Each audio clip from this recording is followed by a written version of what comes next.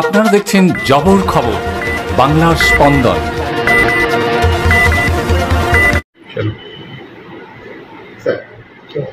নমস্কার। আজকে সকাল আমরা কুলতলি থানার অন্তর্গত একজন ভদ্রলোক আছে, ওনার নাম হচ্ছে প্রণব প্রদীপ নাইয়া। ওনার একটা অস্বাভাবিক মৃত্যুর আমরা খবর পাই। আমরা যা করার আছে আমরা একটা অস্বাভাবিক মৃত্যুর কেস রুজু করি। তারপরে আমরা প্রাথমিক তদন্তে যেটা পাওয়া যায়, এই ভদ্রলোক হচ্ছে একজন শিক্ষক। তিনি 2012 সালে পরীক্ষা দিয়ে 1 এপ্রিল 2015 সালে ইনি মুর্শিদাবাদ জেলায় বেগমবাড়ি স্কুলে উনি কর্মরত হন। পরবর্তীকালে উষাশ্রী পোর্টালের মাধ্যমে ওনার ট্রান্সফার হয়। উনি ট্রান্সফার হয়ে এখানে জয়নগরে টিএস সনাতন স্কুল বেলিয়াচন্ডিতে উনি এই স্কুলে এসে 2022 সালে ইনি এনার চাকরিটা স্টার্ট করেন। সব ঠিক ছিল। আমরা হেডমাস্টারের সঙ্গে কথা বলে যেটা জানা গেল, উনি লাস্ট স্কুলে এসেছিলেন শনিবারে 12 তারিখে, এই মাসে 12 তারিখে স্কুলের সঙ্গে ভালোই দিব্যি ছিলেন। উনি ওনার সকলের ছেলে মেয়েদের সঙ্গে একটা সিনেমাও দেখিয়েছিলেন। আর তারপরে আজকে এই সকলে এই একটা মর্মান্তিক একটা ঘটনা ঘটে। আমরা কেস যেটা ইউডি কেস করে আমরা তদন্ত করছি, আর যেমন যেমন তদন্ততে বেরোবে আমরা ওটাকে সব ইনভেস্টিগেশন ভালোভাবে করব।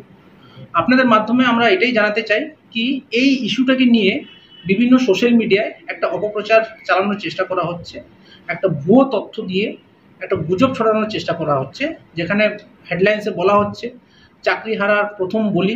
এই হ্যাশট্যাগ, এই লোগো নিয়ে আমরা যেটা অনেক 30-40টা অ্যাকাউন্টস পেয়েছি, যেটাতে এই ভুয়ো খবর, এই গুজবটা ছড়ানোর চেষ্টা করা হচ্ছে।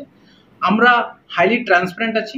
প্রত্যেকটা জিনিস আপনারা জানেন, আমরা ভালোভাবে দেখি, ভালোভাবে ইনভেস্টিগেশন করি।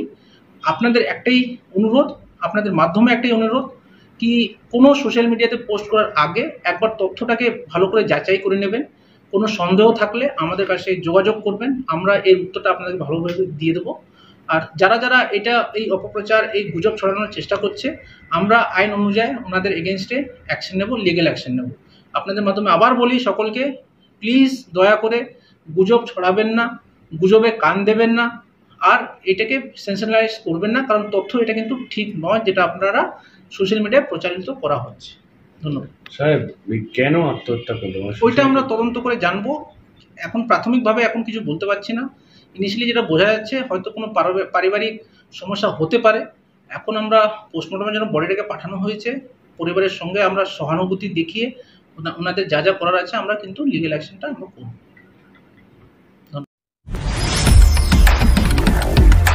জয়নগরে এই প্রথম সরকার অনুমোদিত 100 শয্যা বিশিষ্ট নার্সিংহোম স্পন্দন মেটার্নিটি এন্ড নার্সিংহোম।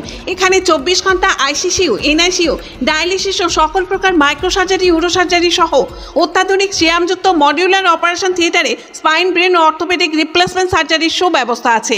এখানে সম্পূর্ণ বিনাব্যয়ে Swasthya Sathi, west Bengal health scheme ও অন্যান্য মেডিক্লেমের চিকিৎসা অপারেশনের সুবিধা পাবেন। Spandan maternity and nursing home, NABH accredited hospital, Thana cross road, Jaynagar, Majilpur, Dakshin 24 Pargana. যোগাযোগ 0321822850 ও 9732607328 এবং 9647346036।